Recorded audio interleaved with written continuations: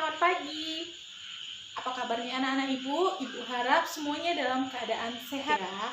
Kembali lagi kita bertemu dalam pembelajaran pendidikan kewarganegaraan bersama dengan Ibu Nurlela Boleh Sendiri.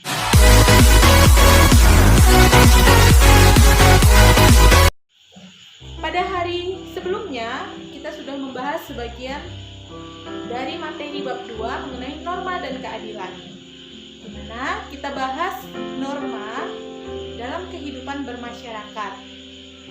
Nah, di situ sudah dijelaskan mengenai latar belakang mengapa norma itu dibentuk, dan juga sudah dijelaskan mengenai arti atau pengertian dari norma. Sebelum kita membahas mengenai jenis-jenis norma yang ada di masyarakat, Ibu akan kembali mengingatkan mengenai pengertian norma, yaitu sebuah pedoman atau ketentuan yang bernilai di dalam masyarakat yang mengikat dan harus ditaati oleh tiap-tiap individu di dalam masyarakat dalam hal perilaku.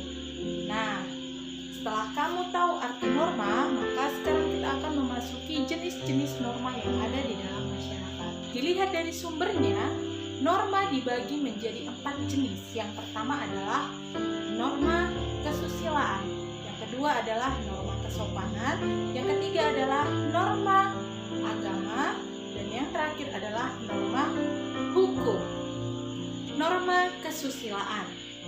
Norma kesusilaan merupakan peraturan hidup yang dianggap bersumber dari hati nurani atau bisikan kalbu manusia.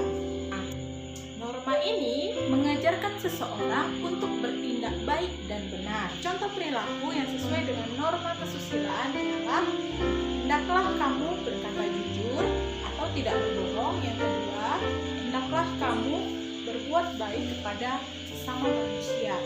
Nah, untuk sanksi daripada norma kesusilaan ialah adanya rasa penyesalan dari dalam hati.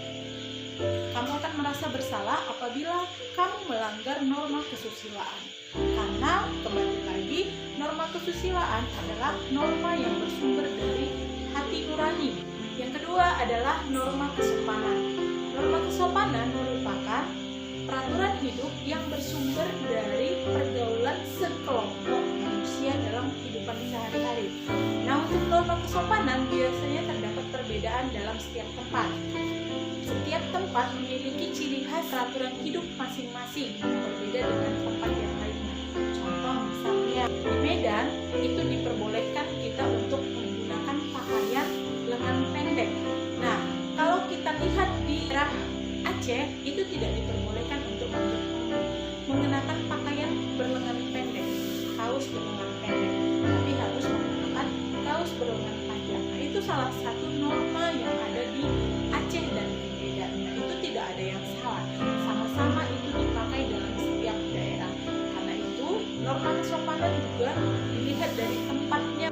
Namun norma kesopanan masih tetap memiliki kesamaan. Contohnya misalnya menghormati orang yang lebih tua atau tidak membuang ludah di sembarang tempat. Itu adalah contoh dari norma kesopanan yang dipakai di setiap daerah atau di setiap tempat. Maka dimanapun kamu berada, silahkan lihat norma apa yang digunakan, dan untuk norma kesopanan akan memiliki sanksi berupa celaan dari orang di sekitar atau bahkan pengasingan dari masyarakat di sekitar. Yang ketiga, norma agama.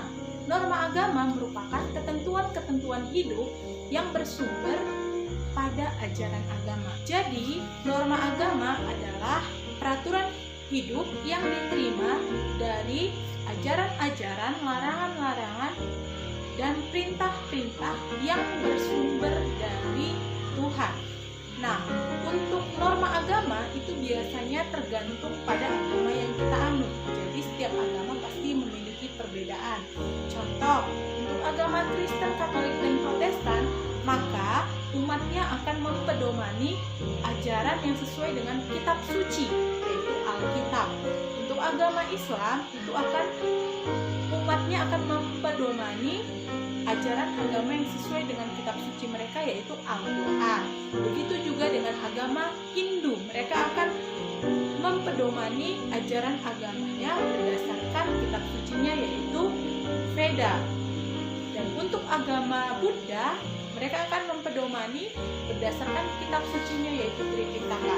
Nah, untuk agama terakhir yaitu agama Konghucu, mereka akan mempedomani kitab suci mereka yang bernama Suci Wuzhi.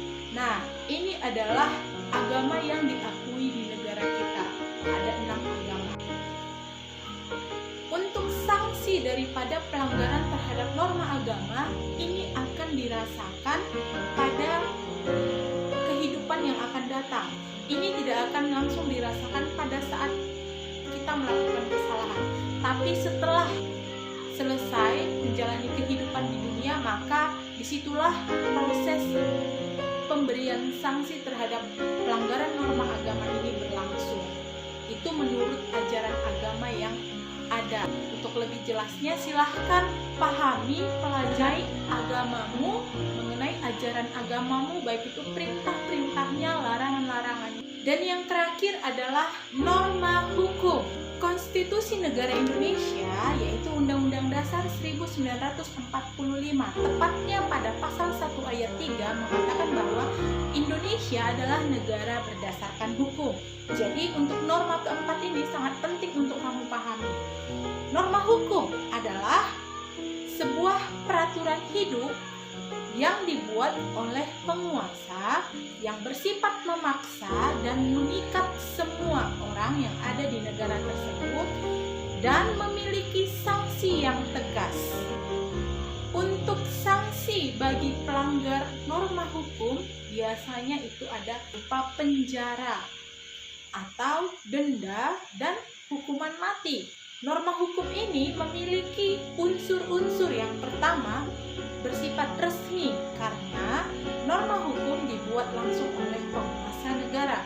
Yang kedua, unsur yang kedua adalah bersifat memaksa dan mengikat. Jadi semuanya wajib mengikuti selagi dia berada di lingkungan Negara Kesatuan Republik Indonesia, maka semuanya wajib mengikuti perintah-perintah dan juga larangan-larangan yang ada di norma hukum tersebut. Yang ketiga, unsurnya ialah sanksinya tegas. Nah, seperti tadi kamu sudah dengar, sanksinya itu berupa penjara atau denda, bahkan ada yang sampai hukuman mati.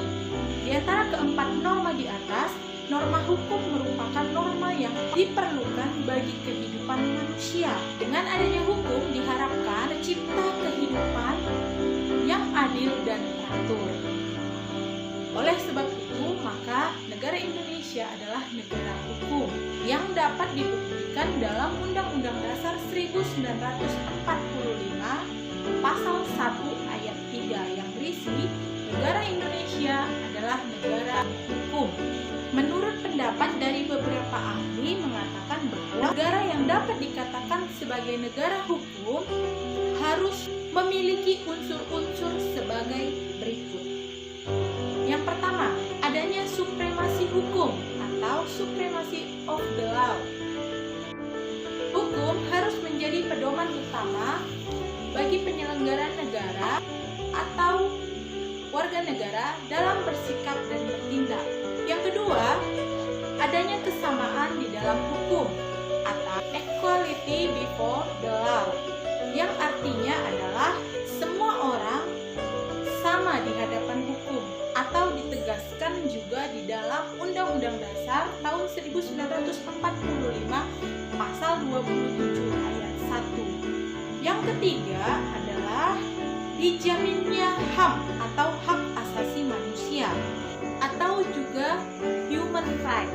Untuk jaminan HAM itu sudah ada tertuang di dalam Undang-Undang Dasar 1945, tepatnya pada pasal 28A sampai dengan 28J. Nah, untuk unsur yang keempat, adanya pemisahan kekuasaan atau pembagian kekuasaan.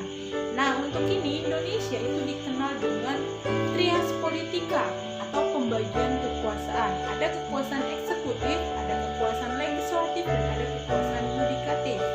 Itu sudah tertuang di dalam Undang-Undang Dasar 1945, tepatnya pada pasal 4 ayat 1, pasal 20 ayat 1 dan juga pasal 24 ayat 1. Sangat penting sekali yang namanya pembagian kekuasaan, karena sistem pemerintahan kita tidak boleh terpusat hanya pada satu orang atau satu penguasa, karena itu dapat memicu terjadinya hal-hal yang tidak baik, misalnya korupsi. Nah, itulah untuk materi kita hari ini. Ibu harap kamu dapat memahaminya dengan baik, dan apabila ada yang masih kurang paham, silahkan langsung ditanyakan Ibu melalui WA, ya, baik WA Group ataupun WA Jakti.